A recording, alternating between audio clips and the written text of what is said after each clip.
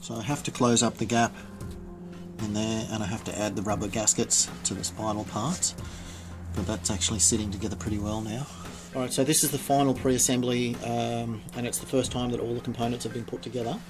There's a couple of minor issues with the hip pistons, the biggest one being that this one is a little bit lower, and in the assembly I've actually cracked a collar that needs to be rejoined. This one is pretty much in the correct position, but it's set up there enough now that I can actually sort of show you really quickly how the orientation in the movement actually works with those, which basically comes back down to the posability. Should be able to be messed around or altered when they stay into position. That's probably a good example there of the maximum twist in it. You may recognise these bits for what they are, or you may not. What they basically are is a stainless steel doorstop. I'll include a picture so you can actually see the difference in how they've actually been reworked. What I've actually got in here is two spring systems. One is in the larger piston and another one in the smaller piston. They're actually the same size, but effectively it's the up tension that actually holds it in place and allows for that freedom of movement. So the first thing I've got to do is unscrew that piece. There's a threaded piece there, and you can see where the ball joint sits in place in there. And then from there it's just a matter of taking the tension off the spring, and then that will drop out like that. Okay, so this is the piece that's actually cracked. That collar there actually needs to be welded back in place so that it doesn't slide, because that's actually what holds the piece from actually coming out. So that's flared at the end there, so you can see how that can only go to that point. And then inside there I've got a spring that again pushes against that flare to actually hold it back in place. There's a screw in there that actually holds the spring from coming back in, and then inside there's another spring that sits on top of that again.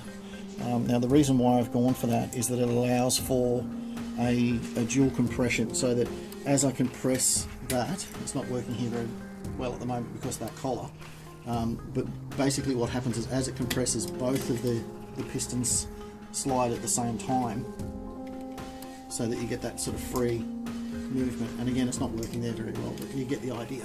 So instead of it being this one compresses and then this one compresses, they actually compress at the same time, which is the effect that I was actually looking to go for. Now this bit is the doorstop part that I was actually talking at, and it's basically been turned inside out. Normally there's a magnetic piece here that actually sits and latches the doorstop like that. So effectively what I've done is actually just turn it the other way around, so that the mechanism goes over the top of it and allows for a ball joint type movement in there like that. I've used the existing nut that was actually on the end of that ball and just tapped a thread into the end, made just a much nicer looking piece.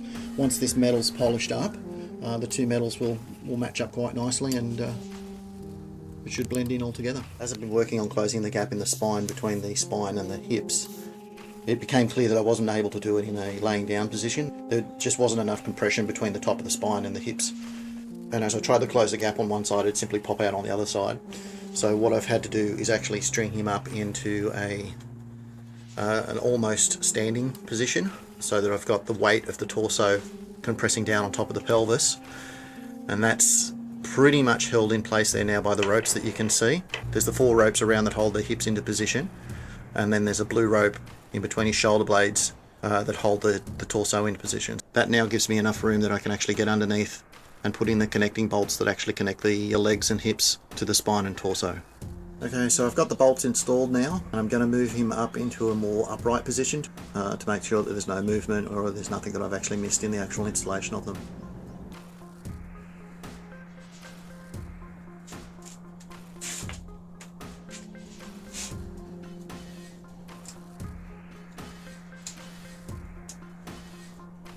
So there you have it. That's the first time it's all been together in one piece.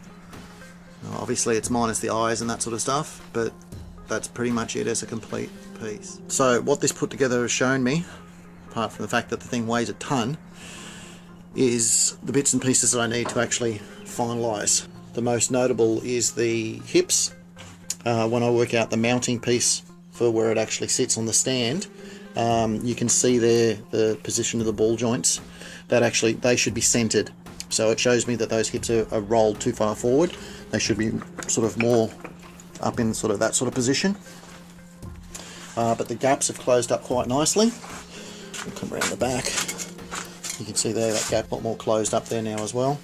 The ropes are purely just for safety's sake. It does weigh a lot, so I don't want the thing dropping unexpectedly. Whilst it is sort of now one piece, it is roped at both the hips and the shoulders, so the weight's being carried independent of the two halves just for the moment. You can see here the alignment in the spine and stuff. That again is all still fairly loose because it's supported by the ropes, and again it doesn't have the rubber spaces in there as well. So once the hips are in the final position and everything's worked out as far as those is concerned, it shouldn't be too hard to actually have them in a position where they stay. What I'm thinking as far as the mounting piece is concerned at the moment, you can see the hoses there. There's sort of one half in.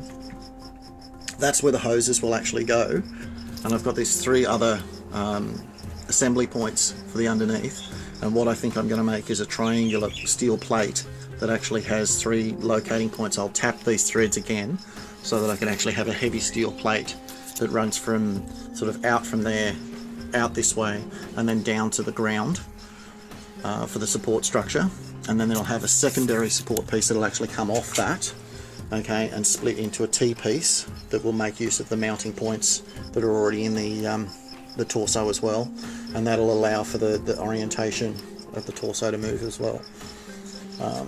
So yeah, that's pretty much where I'm up to. Yeah, stay in that position now until I actually work out the mounting plate for the base, and then it's going to be broken down. All these parts will then have to be polished and all put back together. You can see he's slumped forward there because the way he's roped up at the moment, but again I suppose that's proof of concept that the spine is doing what I want it to do. So this will probably be the last update for a while that I actually do on the Terminator itself. I'll probably do a couple of updates from the mounting piece for where it attaches to the hips and runs to the base. So that's the update for this time, guys. First time all complete. Hope you've liked this one. Don't forget to like and subscribe. Talk to you next time.